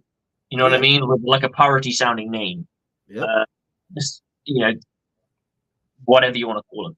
Mm-hmm. And they'll have a similar logo, which will be slightly edited. The jerseys will be the same, but slightly different. And so if there's not too much, or exactly the same, if you want to keep it down that line, it makes it cheaper. It makes it easier to run the league, because they can just have your off brands, right? What you didn't use, they can use, that kind of thing. It's like a trickle down effect. Would you care more? And this is me asking you directly, because you're in America. We get an NFL. Follow the rest of the spring leagues is a little bit more difficult. You can do it, but I don't bother, if I'm honest. I've actually really got into the NBA, but that's a different conversation. Would you care more about the Tampa Bay Mutineers, or would you care about the Alabama Albatross? Tampa Bay Mutineers, because there are potential stars in that team that can benefit your squad in the future. So you have a little bit, at least at minimum, a vested interest in how that team performs. You have no interest in the Orlando Sentinels or the fucking Carolina whatevers, or the such and such and such and such. You are absolutely right. And as you said, that also sometimes can light a fire underneath those players, because they still have a shot. You said, it's like, how many times have we probably seen within our lifetime thousands of players that careers were over just because they didn't get an opportunity? Kyle Trask could be that situation. Imagine the Tampa Bay Mutineers, G League's here. Kyle Trask goes in, fucking MVP of the league. Yep. Now you got to make a decision. What are you going to do? You can at least fucking trade him somewhere meaningful, so you get trade value out of him. That's right. But you go, okay, well, Baker's still playing fucking amazing for us, so we're still comfortable. We're still comfortable with what we've got, so we'll trade him off. Now you may not get a massive pick amount for it, but you at least give him a shot, because the problem with him sitting with a clipboard or just getting training camp and a practice squad reps or second string reps, it's not no one else sees that. Someone's got to request all his practice tape. No one's going to fucking go through that. Nobody's going to give a shit about that, because they might look at the G League and go, fucking doing it. The corner that's playing out of his fucking skin. Maybe he's your next nickel. Maybe he's the backup that you always wanted, but you've been looking for, and you don't want to pay the fucking money for. You don't have to pay big money free agents because you've already developed the talent. Going, fucking Altori Jones, what a fucking dude. Let's put him in the fucking squad. Let's see what he really fucking does. And as you said, you start that shit in April or something. From April to July, right before preseason, those guys, if you want to bring them on, they are going to be in. I go earlier than that. I go March. I go as soon as the fucking. I go as soon as the. I'll go as soon as the Super Bowl is played. 2 weeks after, boom, I'm going. Yeah, Not that's business. pre-season, and then you go in full on halfway through March, March till June. I and agree, and that's business. That's business right there. Because now, if you are marketing, now your commentators for ESPN have things to talk about. You can train commentators. Yep. You know that. You know when they like splice in a female commentator, and the rest of them all goes, oh, like, okay, but what if she was fucking really good in the G League, and you're like, I really like her. She's fucking cool. She's like fucking. She's that person. Same with the referee. Same with everything you want to try out. All these female coaches or coaches like myself who want to have a shot. The NFL is quite far away from where I'm at, so why not give me a shot somewhere else where it's not as risky? It's not as risky to the shield. It's not as risky to the brand. It's not as risky to the team. You go, okay, Steve Probert. Yeah, we weren't thinking that whole coaching thing that they were thinking of doing, where they got the 20 people in. You could turn around and go, right, we're going to pick out of you 25 people. We're going to go quarterback coach. We're going to go positional coaches for everything. And then we're going to take our positional coaches from the actual team. So like the Tampa Bay Buccaneers, we're going to take Keith Armstrong, and we're going to take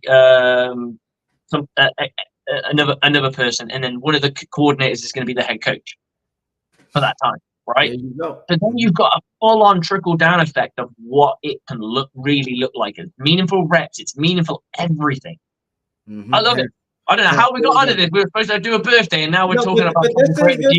This is something that could happen. You give them 4 games. I like it. You give them 4 games and see what you can get out of that, and then call it a day. Because I know they're thinking about injury cost and all that shit. Here's how you do that. Create the divisions, but you only play the people in your divisions. There you go. You don't play anything else, right? 3 times.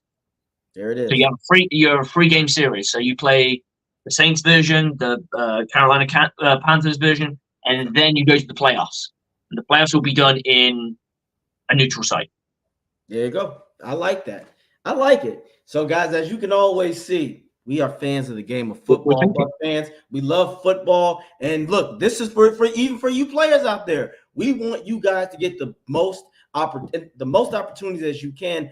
We don't want your careers to go down the shit just because some coaches don't know what they're doing. Let's be real. Every coach guy doesn't know what they're doing. Just because they are there doesn't mean that they deserve to be there. So that is what football is about. But yeah, we can get back on the Bucs again. And sometimes you're just surrounded by a really talented room, so you just kind of fall off. It doesn't mean you weren't talented. Like I said this, like I told you about the player that came from Wales. Has gone to the Kansas City Chiefs. I'm trying to remember his name off the top of my head. Lewis Rees-Zammit. LRC. He is very fast. He is the fastest rugby player in a long time. In a very long time. He ran a shitty 40 when he was time, though. Bless him. Really shitty 40. But they've compared, they do the like next generation stats. Yes. His 40 is comparable to Tyreek Hill. Damn. But he doesn't wear any pads, so there's a bit of a difference. But point being is, they got him, and I said to a couple of people, and I was like, on the Kansas City Chiefs, he's got a shot because I can't tell you anybody on their team that I think that's good. Like, genuinely. So he's got a shot.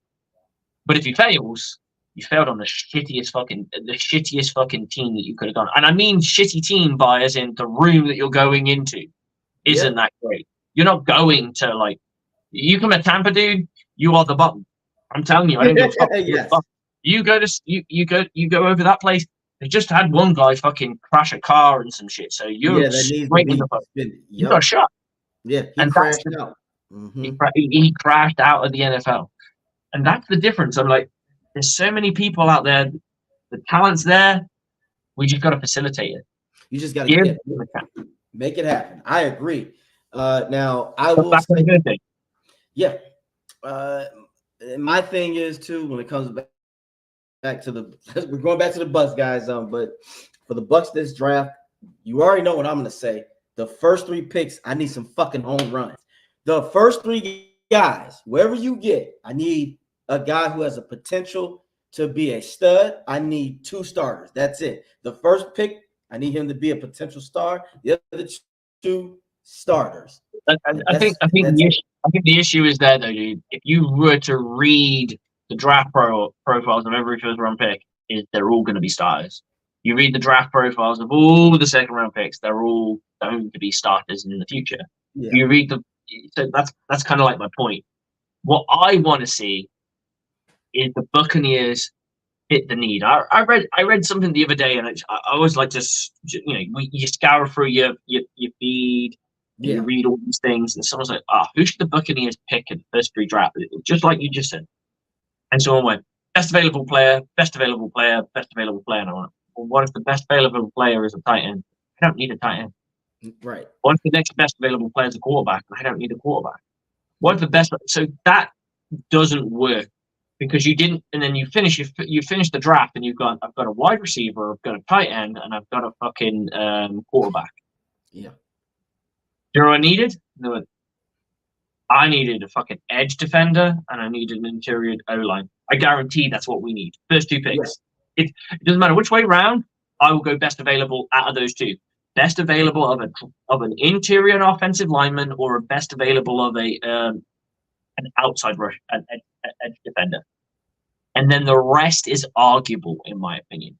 Someone made a very interesting point about how bad, and I want your take on this because I love reading stuff because sometimes I just think people are fucking crazy. And, people have opinions.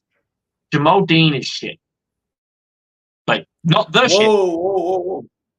Yeah. They saying he is shit. Oh, no. He's a bad player. The Buccaneers overspent on their corners. They got rid of one. Now they've got another corner that they're paying ridiculous amounts of money that has never lived up to the hype. And I'm like, all right.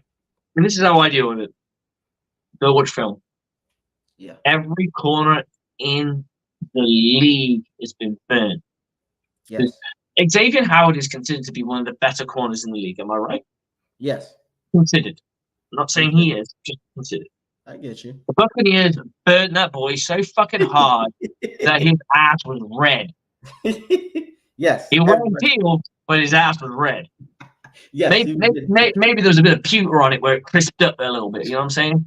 They burnt that boy to shit. Jalen Ramsey is considered to be a generational cornerback, defensive back talent. He is now starting to slip. And even then, he played for the Jaguars. He didn't lock down half a field, and he did not make them that good that they won all the fucking time. They had their moments, and he was, don't get me wrong, legit player.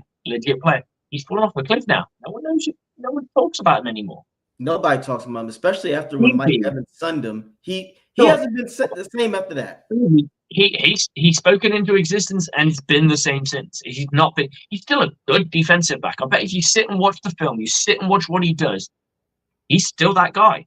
The difference is, it's so much easier to be a wide receiver than it is to be a defensive back, a cornerback. It just is. Yes. I would say on defense, the most mentally tough position is corner. Because you make a mistake, you dwell on that shit. I got a lad on my team. We call him Casper because he thinks he talks to ghosts. No shit. Different story for a different time, but we call him Casper because we got too many Ryans on the team. He suffers with a few learning difficulties. So he's got ADHD, he's got Asperger's, he's got a few things wrong. And when he talks, he's got a black country accent, which is, I don't know if you know the black country accent. It sounds like Birmingham. It's very, very low. It's very, very mumbly. I can't understand what he's saying half the time. And he's a lovely lad. He's only 19 years of age. Okay. And he struggles with stuff. And it's the teacher moment with him that you got to get right. Right. And I'm trying to show him stuff, but it doesn't go in. So you find a different way to do it. And he's a defensive back. And the moment he makes a mistake, that's all he talks about. We played preseason game. We picked that team. I think it was fucking 34 to 6. And he's still, fourth quarter. Oh, shouldn't have made that play. It wasn't even the touchdown play. It was just a 20-yard bomb that he gave up. He's still talking about it. Dude, you need to forget that shit. Yes. I need you to forget that shit. And that's what I'm saying is it's such a mentally tough position. You can't dwell on shit when you're a defensive back. No. Because a 20-yard bomb, 50-yard bomb, 30-yard bomb can happen like that. Yep. No matter who you are. It doesn't matter who you are as a defensive back. In this league, Deion Sanders had 50 bombs put on him. They happened. It's how you come back from it and go, right, made a mistake, saw what he did, and that shit ain't happening again. Yep. You gotta have That's amnesia. different. Yeah, I agree. And corner, it's a frustrating position because, as you said, if you make one issue, now if you second guess yourself, that's where they have you. That's where the receivers go, oh yeah, he's gonna keep thinking I'm gonna go in. This time I'm gonna with go Mike out. Evans, right? They Yes. play as I'm fucking. You know that Mike Evans goes, when I go to an outside release, he really bites fucking hard.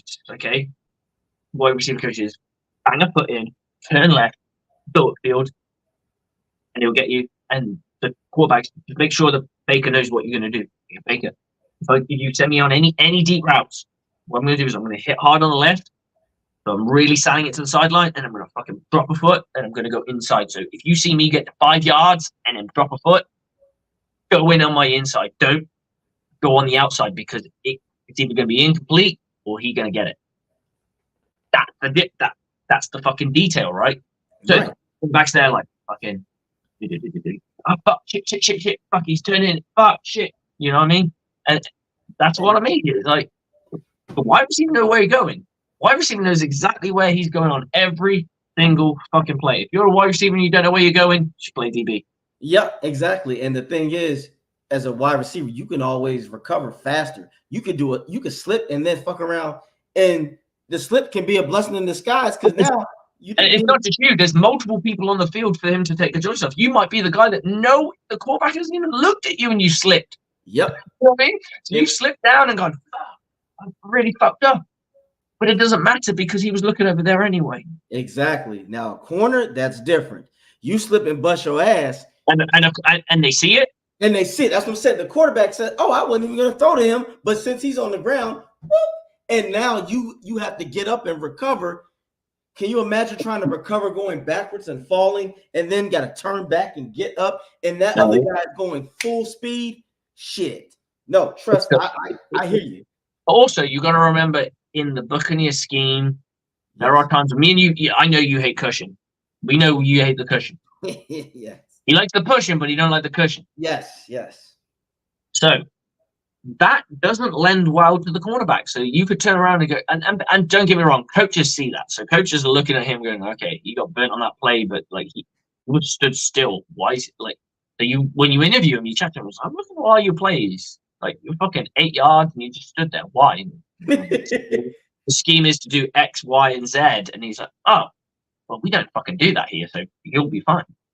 Yeah. And look at SMB. SMB, Sean Murphy Bunting was doing nothing. Went to the Titans. I don't know how good he was there, but he must have done something decent because someone's paid him some money.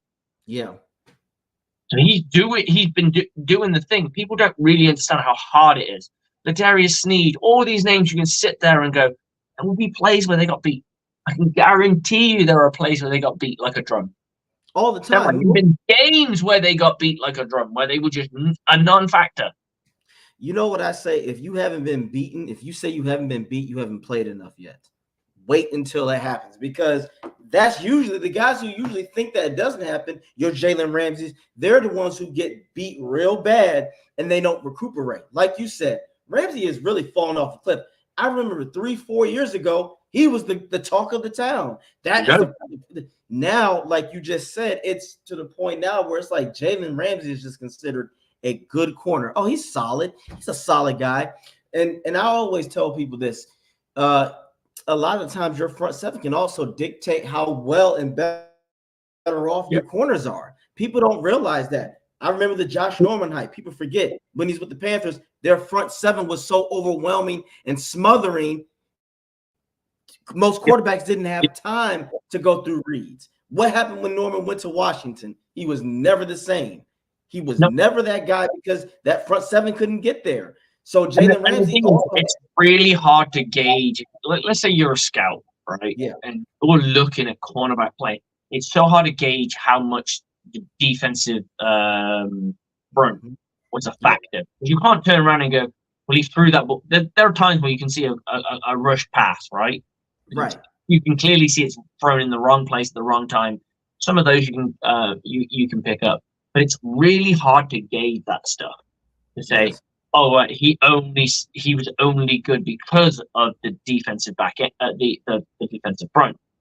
And that's the beauty of this game. Like, you just don't know. Like, you're absolutely right, you have a defensive front that's getting home on a regular basis. Quarterbacks are going to make mistakes because they need to get rid of the ball quicker. The quicker you get rid of the ball, if you don't, and the longer your development routes are, the quicker you're going to get picked off. Especially if someone knows them, done their study, and they go, well, when they're in this formation, they do these types of plays. So what I always do with my guys, but just before a game, probably about 2 days before the game, I'll send them a video of me talking about the most common routes ran on what they're about to receive. Now, at my level, they maybe run 2 different formations, maybe 3. 2 to 3 different formations, some only 1. And I'll show them exactly. The X will run deep 9 times out of 10. If he's not running deep, he'll run a slant, or he'll run an outbreak, a 5-yard in, like a 5-yard drag. The Z will do this, so they are already prepped on the kind of routes they are. So they don't have to worry about other things. So if they see stuff that's not supposed to happen, they go, "Oh, they're not biting on anything." Because I'm giving them the most common denominators. Yeah. Right. So I'm putting them in the best, in my opinion, the best position that they can to go and make a play. So I'm like, that's a deep route. This is a deep developing route. This is how you play that. This is this route. This is other. And if I can get them to play almost every route the same, but there's a slight little change, do as much. If you turn around to a guy and go, the slot is the hardest to cover. The slot can go anyway. You can go out, in, down, look at everything at multiple different angles. Yeah. So the way you teach them to defend is the beauty in that is you have to give them the common denominators. Because you turn around and go, he only runs out 10% of the time. Don't worry about the out so hard. Exactly. Worry about these 2 routes that they run so much because they won't hit on it. And when they do, we'll adjust. Yep. You always check the man's habits. Check his habits first. That's what you do. Like you said, we know Mike Evans isn't the most well-rounded receiver, but that now there's a difference. You might know it, but stopping it is 2 different things. We know that 50-50 for Evans. Good luck. I don't care who you are. He's going to come down. My favorite route for Mike Evans is I give him hitches and then stop and goes. Yep. And they're going to bite because they underestimate his speed. Deep crosses. Yeah. I see him really thrive on a deep crosser and comebacks. Those would be my main routes that I would pick for Mike Evans.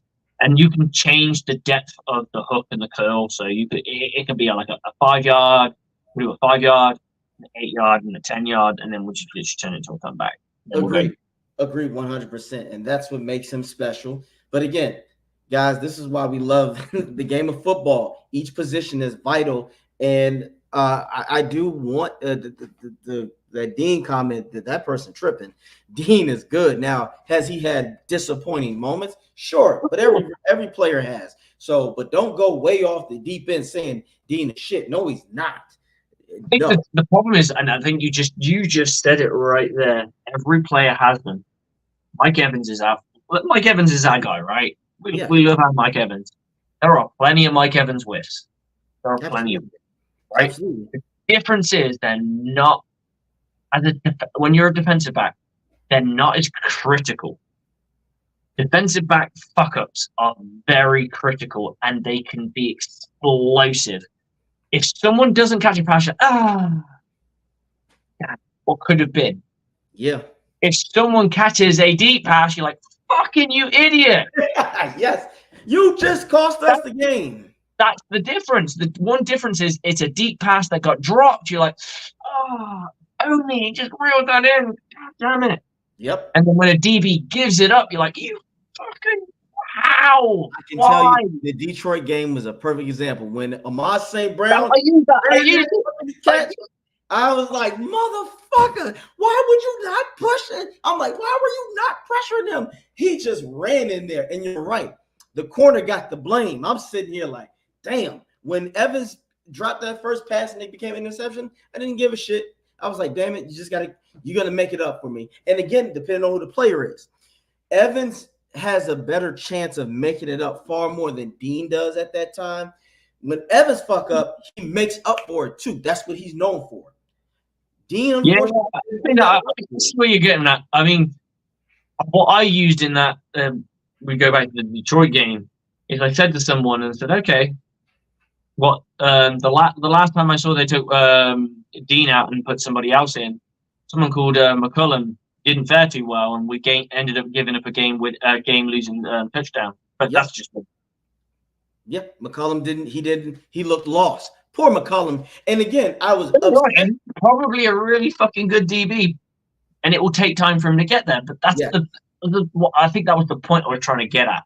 I'm trying to say, look, guys, he's so bad, he's so fucking awful, that he was so good in the playoff game that the moment he went out, they went, he's replacement right over there. Boom, boom, boom. Right there. Yes. And when McCullum played off, I saw it coming. I said, oh God. I said at the bar, McCullum's about to get burnt, because I'm like, if he doesn't, I'd rather McCullum at that time play a man at that moment, because if he gets a defensive hold, whatever, live to fight another round. But I like that. I'm a big believer in fighting another round. So yes, but when I saw Amon get that little crease and he turned his body and McCullum literally did this, I said, oh shit.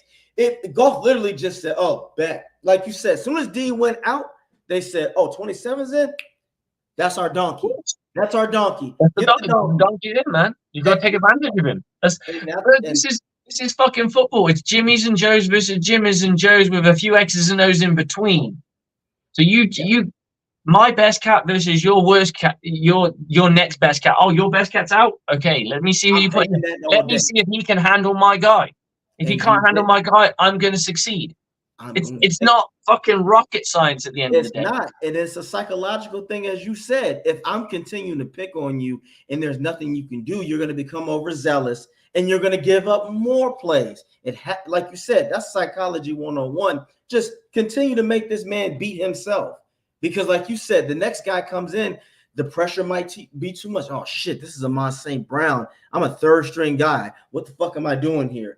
I don't know what to do. And then you get that guy who steps up and does the fucking job. You know, that's why we love this game, man. It's the same to it.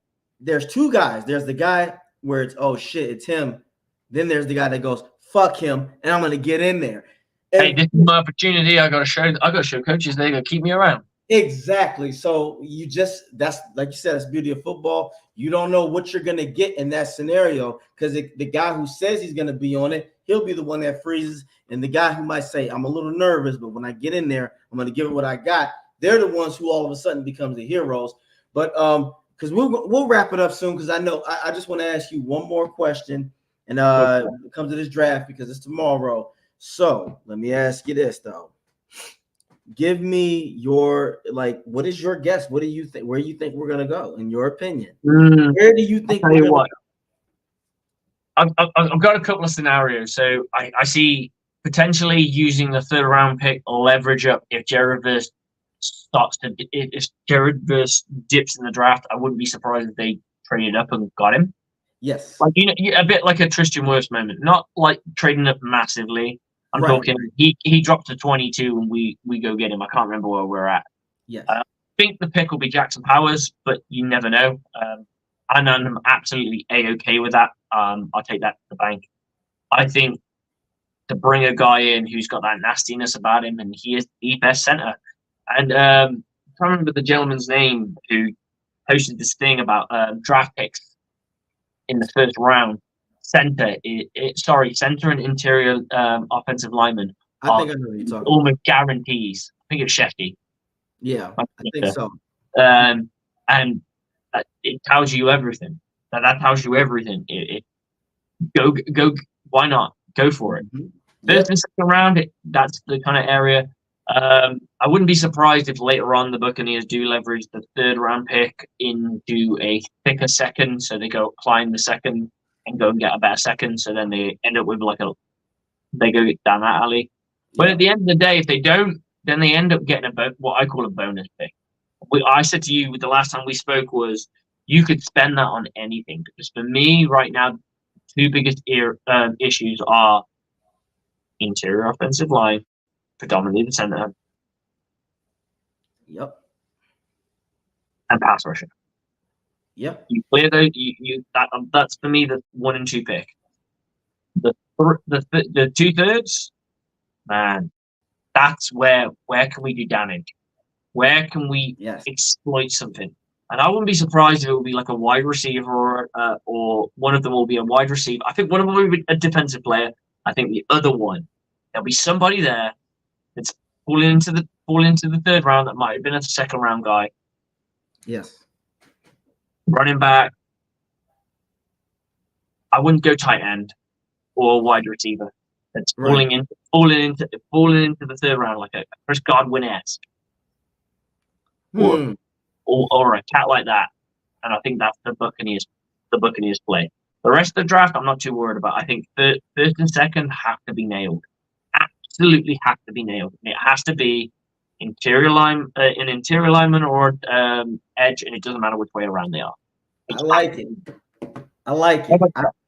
That's good shit. Damn, you read my mind. I'm gonna go a little bit this way though. I like that, guys. Coach Slick has always been is always on point with that. That's good. That was good analysis. I like that. I, for whatever reason, feel like we're gonna get our verse guy through fate. I know that's my wishful right brain side. I say I'd rather with the fate. I don't want to trade him. I don't have to. Yeah, I say that because I think there's going to be 3 to 4 teams. I think that's going to drop the ball, or they're going to do their own thing to where verse him. He's going to be. Are you going reverse on this one? Then? So you think verse is the pick, but you think we can pick him where he's at? I feel like verse is going to be the guy that you were supposed to get, but they didn't because they went somewhere else. Because how many times we've seen this before, Slick, where teams do drop the ball, where it's like, why did you do that? Why did you do that? Like, it's like, shit, you were supposed to get this guy when you got that guy.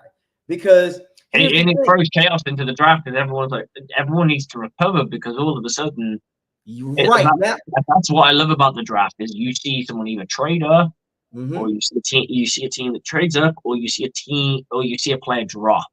Like he was supposed to be picked, but he didn't get picked. Like Josh Rosen was supposed to get picked early, apparently. Baker Mayfield was not supposed to be first overall. Nope. Those kind of things completely screw over a draft. Don't get me wrong. Whoever's picking second sat there going, cheers. Because they Baker was not meant to go first overall. Like we know that. We know on paper that was never supposed to happen. Now, I can't remember the cats that were in that draft. Josh Allen. Yeah, Josh Allen was there as well. It was a few people. I know Josh Rosen was there. Yeah, but I also look at it this way. Remember when Buck fans were torn between Vita Vea and Duran Johnson? I mean, not Duran. Yeah. And people were like, what the fuck's doing? You need I guarantee you now those people are like, in hindsight. I got that hindsight because I was one of those people. I'm not good. I'll admit my mistakes. Again, it's a big part of growth. I was like, do we really need a nose tackle? We need a fucking defensive back. How bad was our secondary back then? Remember, it was awful. It was fucking awful. So I wanted a safety, but it turned out for us, and I'm a-okay with it. It's nice to be wrong. Agreed. And I think I think the draft is one of those places it's nice to be wrong because when you turn around and go, we should draft this guy, and he turns into a fucking flunk, and the guy you did draft ends up being a stud. Don't get me wrong, Derwin James is no flunk. He's still a very good safety. But the point being is he's not Vita Vea. He's not He's Vita not. by a long shot. And He Vita, was better than Vita in his first year, and he was probably on par with him in his second year. And after that, it's all been Vita. after that, I'd say the third year. And like said, it's going to take time because he built the trenches. Because then who else came in after that? Ndamukong Suh. Then alongside Jason Pierre-Paul was there. So Jason Light was playing chess while people were playing checkers. Now, third pick, I do think we're going to get something good. It's going to be a corner or a running back. Now, I'm still got my hopes on Ray Davis. I think Ray might slip through the cracks for some reason. We'll get him because of our coordinator. I think he would be an excellent 1-2 punch for Rachaad White. So, and I think that third pick, we will replace him with the corner. We will replace Carlton Davis. I'm not too worried about that. So those are my so far. So I think AJ, what is your going off of our guys who came in, set these terms? Me and you didn't answer these questions. So what is your first Buccaneers memory? One of the first Buccaneers memories, I honestly would have to say, would be in the 90s when I saw Allstott as someone who loved running backs. That dude was punishing motherfuckers. And then I remember Hardy. The only reason I really recognized Hardy Nickerson is because my cousins kept talking about him. They said, 56, man, he's a bad dude. They were like, he used to be he was good. And that was one of my biggest memories. And then being in Florida, back then it was running the ball. And in that era, it was running the ball and having a good defense. So the Bucs had those checks. So I was like, cool. And I remember seeing 40 just running people over. And I was like, who is this dude? Who is this guy running through people? And that's when I knew I loved running backs. I saw other running backs, but the simple fact that he was on my team, it made me feel proud. Yeah, I got laughed at when I was in the DC area. Like, man, the Bucs suck. When I used to come up here to visit at first. So that was one of my fondest memories of seeing that. And then later on, Derek Brooks and Warren Sapp were my guys. Like I truly remember those guys.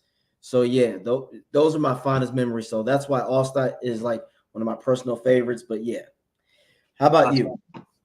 I mean, I didn't become a Buccaneers fan until 2013 because I know where of football until then, or didn't really know what it is. So I'm going to go with the 2014 Tampa Bay Buccaneers go on a losing streak of 3 and then go and play against the Pittsburgh Steelers. This is the season that we ended up going and taking Jameis. I remember going to Florida. I just got married, but I decided to make the Buccaneers my team, and we win this game. And it was fucking awesome. I mean, I got to go to the stadium. Not for that game, but I think it was. Where were we on here? The Baltimore Ravens game just before I buy, and it was not a pretty sight. It was 17-48. It was not good, but I got to see a bit of Mike Evans, and I'm super proud and pleased. And I was like, that's my team, and just bled with him ever since. And of course, the favorite moment is for me probably the Super Bowl that we recently just won, just because of how far away that we were from that moment. To really get I genuinely believe that we'd be looking at Super Bowl the second year. Right. Of course. The first year was we were gonna get the record that we got, maybe be a team in the playoffs, and then we moved to the next year. And the next year we'd have the record that we had the second year when we went against the Rams and lost, and we would have won the Super Bowl. That was kind of like my brain where I was at. But to win it the way we did, I remember sat there with my wife, and I'm just sat there every time she's going to win a Super Bowl. I'm like, we ain't won nothing yet. Every time she said something like, I think you've got this. I think the Buccaneers have got this. I was like, you look so dejected. And I'm like, we ain't won nothing yet. Until that bitch singing, we ain't won shit. Right. And she sang, and yeah, man, it was vindication for the sheer fact that there was a lot of people when you're in a country like England. There's no territories. Like this area of England doesn't just support the Bucs, and this area of England doesn't support predominantly, right? I know that there are probably multiple fans in the DMZ area where you live of different teams, but predominantly they're the Commodores Yeah, fans. Washington is it's I get what you're saying. Exactly. You get a few here and there that spiral out, but generally it's in that core, right? And but when it's a sport in a completely different country, you support who you like or who you resonate with. Yeah. Well, I would get ripped apart for being a Buccaneers fan. The Buccaneers were shit. They were straight up shit in comparison. And when I got into them, they were like, oh, you got a quarterback with a lot of potential, but like your team just sucks. You just shit. He goes and goes, we got Tom Brady. You got old Tom Brady. Okay. Right. Yeah, a decent season. You know, Saints beat it twice. But, win the first playoff game. I'm like, the next one, we beat the dirty Saints. And then we win the NFC Championship game. I can't believe it. I genuinely couldn't believe that I'm sat there watching the Super Bowl. And I remember I just got onto Bucs Report, and I was talking to the likes of Rick. Yeah. And I remember being on his pre-game Super Bowl show. And he asked me, and he said, what do you think? I said, out of all the teams that could face, I think the Buccaneers could turn the tide on this one, and I think it could be a blowout. I generally think I don't think they can blow us out, because I looked back at that last game that we played against them. Yeah, they kicked our ass, but only the first quarter. After that second quarter, after that fucking third quarter hit, they did nothing. And I think the same will hit. And I think the Buccaneers will learn from their mistakes. Mm-hmm. And lo and behold, we blew the fuckers out, and I enjoyed that moment, you know. It was a good time. Hell yeah, that was a great moment, man. Yeah, great moment. Hopefully, you got more to come. We got more to come. Hopefully, we have more to come after this draft. I depending on what happens, I'll let you know. But on that note, I'm gonna be on out again. Happy birthday, Buccaneers! 50 years.